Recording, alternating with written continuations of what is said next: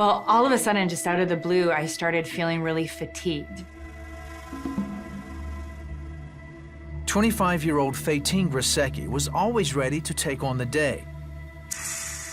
Now she struggled just to get up in the morning. Coffee could only do so much. The fatigue persisted for weeks, and Faytene got concerned.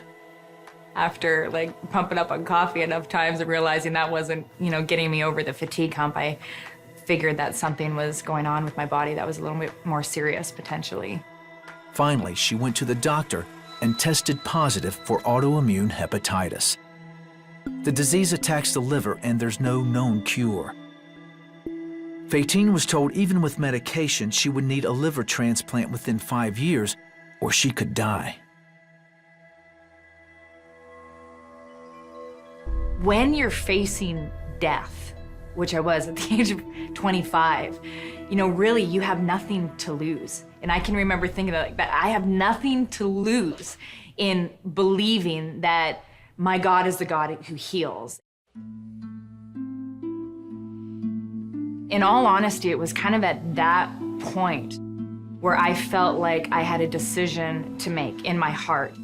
I felt like I had a choice. I was either going to trust in the negative assessment or I was going to trust in God. Faytene asked some of her closest friends to pray for healing. In the following months, she not only wrestled with fatigue, she had to battle constant doubt and fear. I can remember thinking, I know God has put dreams in my heart.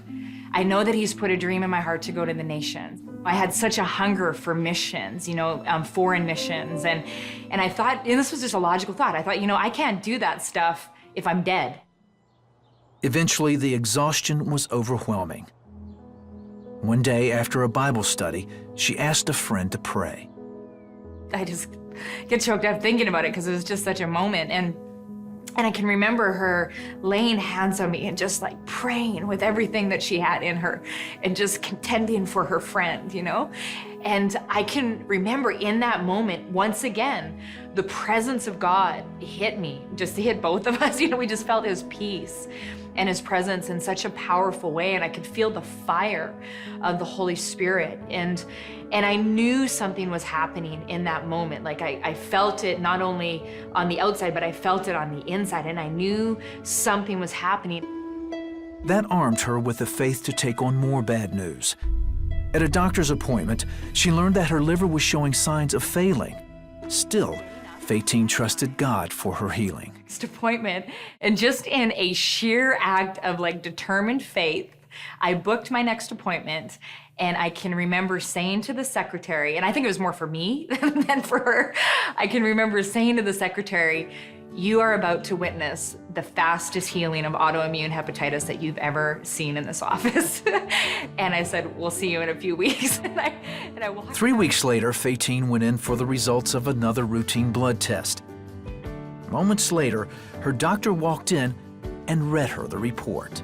He took his glasses off and he looked at me, kind of, was perked up in his chair a little bit after looking at the documents, and he said, I don't know what you did, but it seems to me that you've got some brand new blood here. And it was just an amazing moment, where he said the enzymes, something had shifted, and I was like, yay God, it was just this incredible. Faytene was healed. Within a few short months, she was off to the mission field in Liberia, West Africa, just 1 year after her diagnosis. In the 14 years since, she's had no recurrence of the disease, and her liver is functioning just fine. She's still a missionary and sharing the joy of being a new parent with her husband, Rob. I'm so grateful, I wouldn't want to go through it again, but I'm so grateful that in those early years, I had that battle, that Jesus walked with me through that and taught me how to fight the fight of faith. And I don't think you can't put a price on that. You can't, trade that in for anything else.